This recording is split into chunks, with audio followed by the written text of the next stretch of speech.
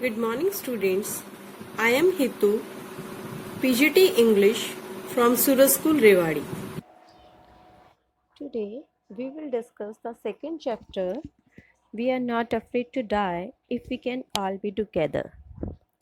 First of all, I will give you the introduction of this chapter. We are not afraid to die if we can all be together is a first person account of an adventurous ordeal that our family experiences. On January 1976, the narrator set sail for England. He wanted to duplicate the round the world voice made 200 years earlier by Captain Cook. On January 2nd, huge waves shook the deck and broke over the ship. They had survived for 15 hours, but it was quite difficult to reach Australia. At about 6 p.m. on January 6, they anchored offshore a tiny island where all the 28 inhabitants came to cheer them. That is the introduction of this chapter. Let's begin the chapter.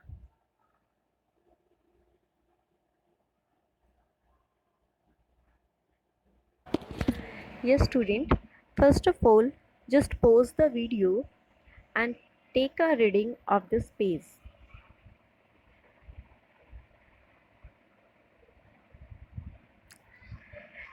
In this page, the author describes that it was in July 1976 that the narrator, along with his wife Mary, son Jonathan, and daughter Suzanne, set sail from Plymouth, England to sail round the world. The son was just 6 years old, while the daughter was 7. The narrator was a 37 years old businessman, but he dreamt like an explorer.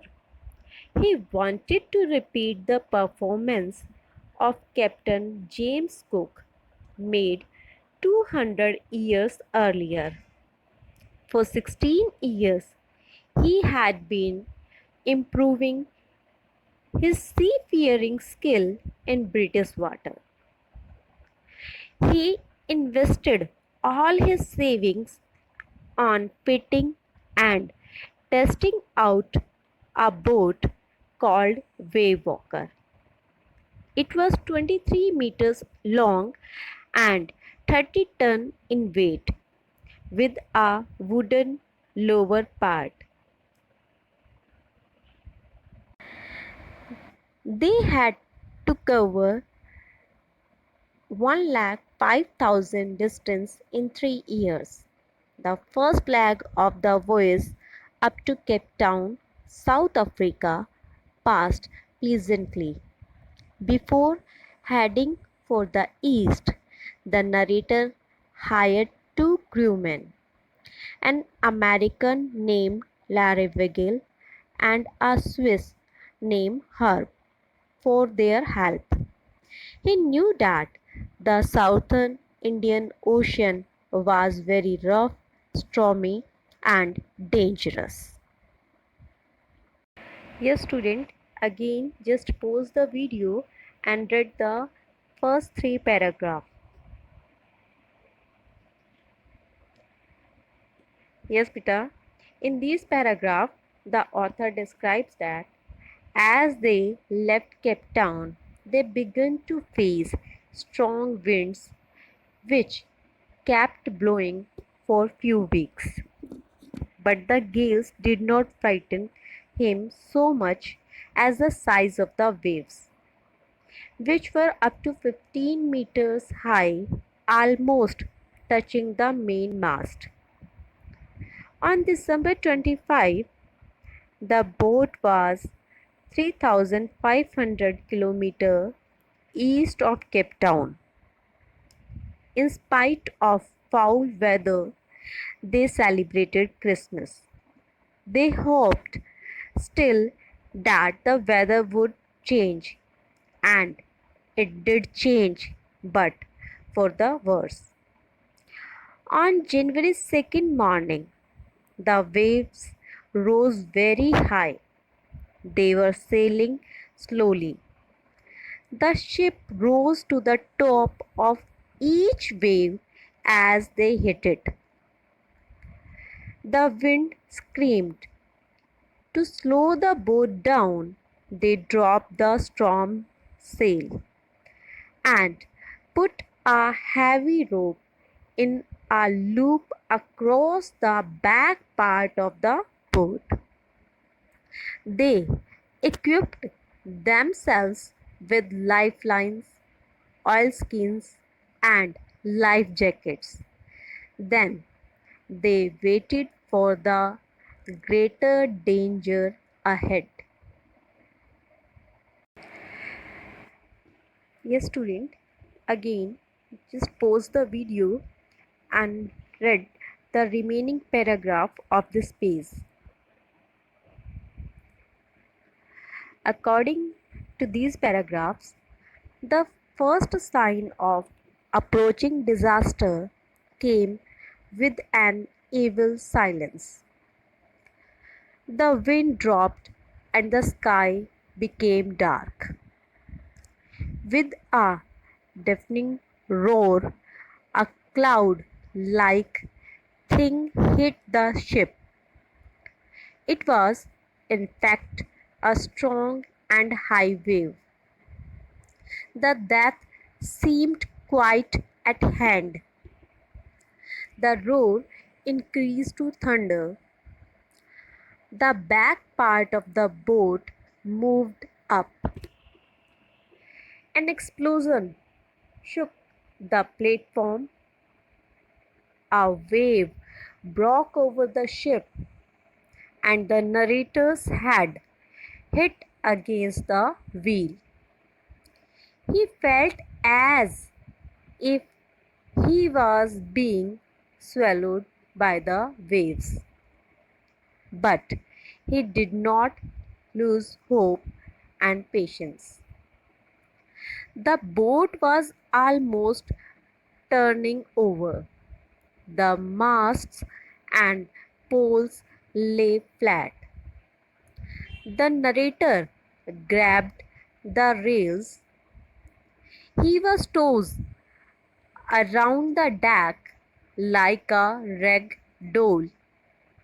His chest bones cracked, his teeth were broken, and his mouth was filled with blood. But he hung onto the wheel. There was water all over. It had flown below, but there was no way to examine the exact position.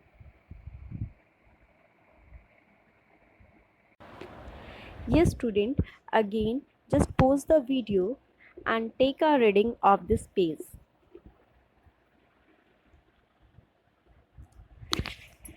In this page, the author describes that suddenly the lid over the opening on the deck was thrown open.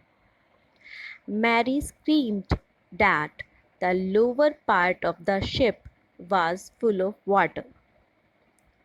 She was told to she was told to take the wheel. The narrator went down to check on the other members. The two crewmen, Larry and Herb, were madly trying to pump out the water. The sideboard of the ship had plugged inwards. Clothes, charts, and crockery were floating like toys. He moved towards the children's cabin and found them safe on the upper berth. But Sue had a bump on her head. The narrator found a hammer, screws, and canvas. He made some repairs to stop the water from entering. He spread the canvas across the open holes. Some water now flowed towards the sides instead of below. More problems arose when the head pumps were blocked up with debris. The electric pump went out of order. The water level rose dangerously. Back on deck, the narrator found the two spare head pumps also thrown overboard. Then he thought of another electric pump in the chart room. He connected it to an outpipe and it worked. The night was bitterly cold. They sent out distress radio signal asking for help. The little girl's head was swollen and she got black eyes due to her injury. She also had a deep cut on her arm, but she did not complain because she did not want to cause worry to her father. This is the description. This is the explanation of this page. Here student again pause the video and read these lines. According to these lines, by January 3rd morning, the situation was under control. The narrator and the other members took 2 hours rest in rotation. But there was a big there was still a big leak below the waterline. The boat ribs frame were smashed. According to the next passage, they had survived for 15 hours since the wave hit, but the boat was badly damaged. It was not likely to take them safely to Australia. The narrator checked the charts and found two small islands. Ile Amsterdam was a French scientific base. Their only hope was now to reach there somehow.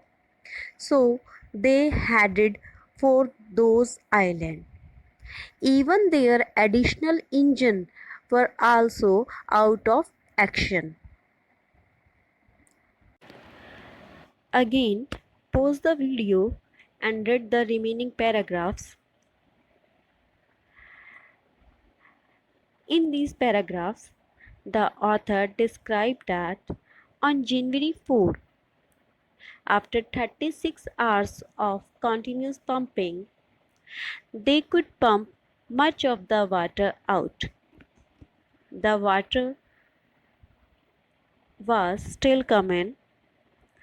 The pumpers were to keep pace with the water. They could not set any sail on the main mast, so they hoisted the storm jib. Mary found some beef and biscuits. They ate their first meal in almost 2 days, but their respite was short lived. At 4 p.m., the wind was back to 40 knots. The waves were rising higher. By the morning on January 5th, the situation was again hopeless. The narrator went into the comfort the children, John asked if they were going to die. The narrator assured him that they would succeed. His son replied that they were not afraid of dying if they could all be together. The captain used an improvised sea anchor. It was made of heavy nylon rope and 22 barrels of paraffin. Those were critical moments. Mary and the narrator sat together, holding their hands. They both felt that the end was near, but the wave poker rode out the storm and the wind eased by the morning of January 6. The narrator by the morning of January 6, when the wind was eased, the narrator went into the chart room. He calculated their position. The narrator read on the sextant. They were somewhere in 1,05,000 kilometers of ocean, searching for a 65-kilometer wide island. During that time, Sue joined them. She was in a great pain because of the several injury. The situation was hopeless and the parents were still tense. So she made a card and drew their cartoons, calling them funny people. Her gesture made them laugh. The card also thanked them and gave a message of hope. Again, pause the video and read the remaining page.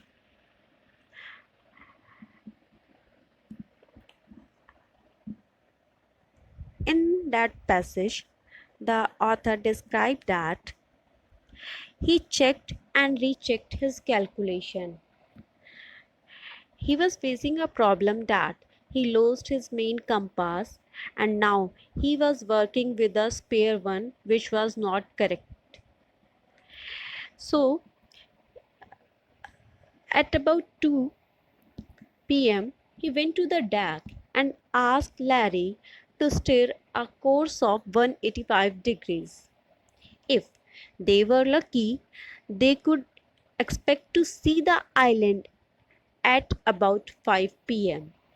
Then, with a heavy heart, he went below and dozed off. When he woke up at 6 p.m., he knew they must have missed the island. But, after some time, at, at that moment, the children were very excited. They sighted the island before the narrator. Jonathan asked if he could have a hug. The narrator was surprised.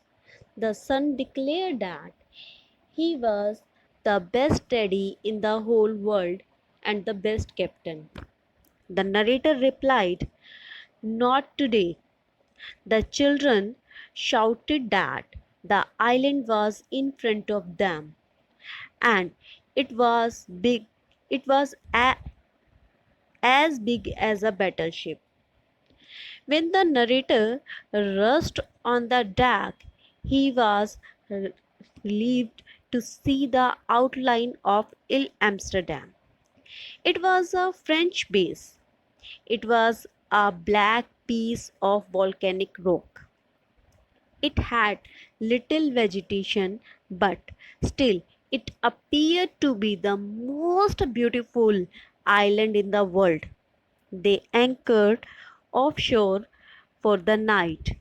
The next morning, all 28 inhabitants of the island cheered them and helped them ashore. At the in the last Again, pause the video and read the last paragraph of this chapter. According to the paragraph, the narrator thanked his crewmen for remaining cheerful and hopeful in the face of death. Mary had controlled the wheel for hours. Sue, means Suzanne, the 7-year-old girl, did not complain of pain in spite of getting a several head injury, while, while the 6-year-old John was not afraid to die. So they all deserve thanks and compliments. So that's the explanation of this chapter. Thank you, students. Have a nice day.